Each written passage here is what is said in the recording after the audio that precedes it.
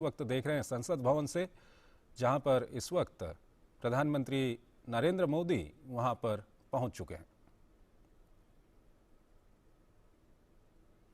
और इसके बाद प्रधानमंत्री मीडिया को संबोधित भी करेंगे।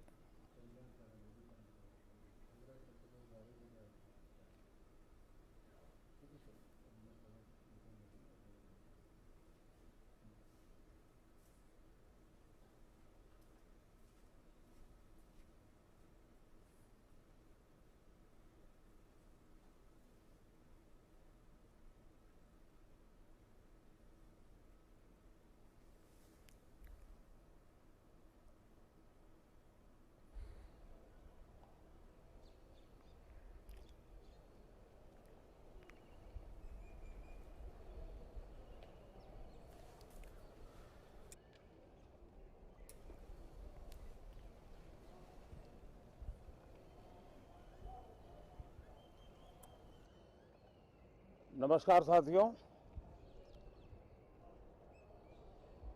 संसद का ये सत्र अत्यंत महत्वपूर्ण है।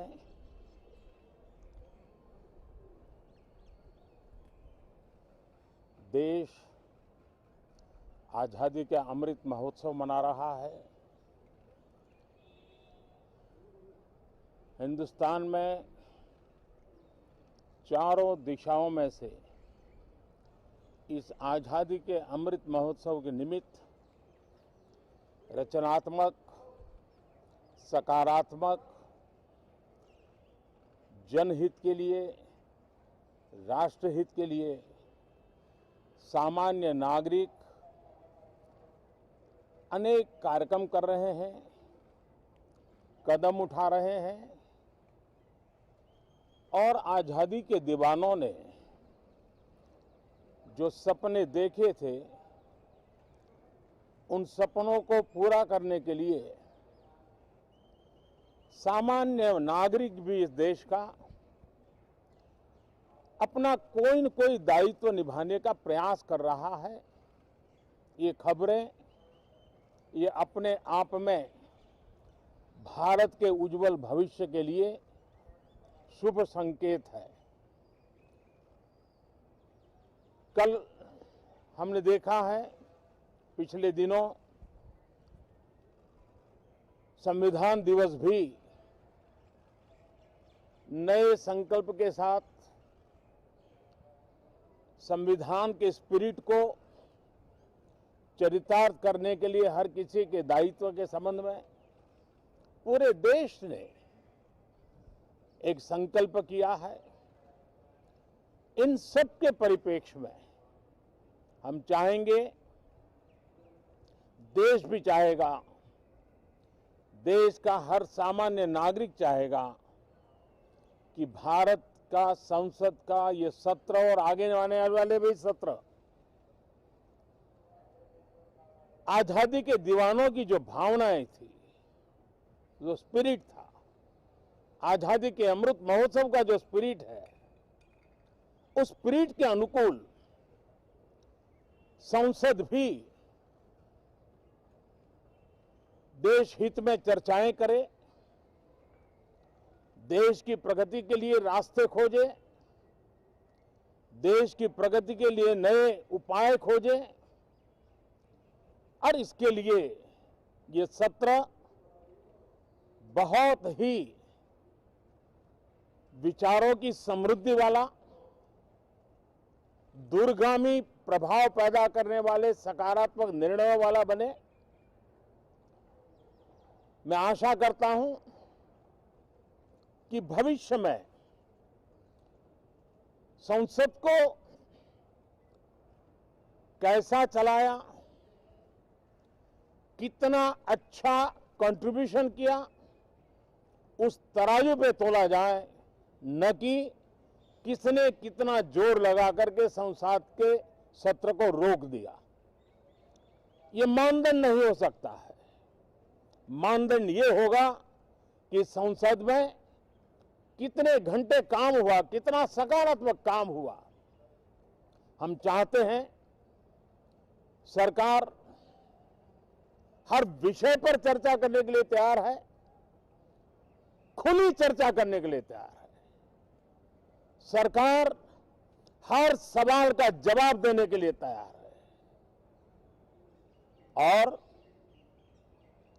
आजादी के अमृत महोत्सव में हम ये भी चाहेंगे कि संसद में सवाल भी हो, संसद में शांति भी हो।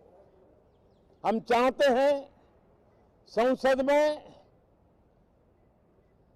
सरकार के खिलाफ,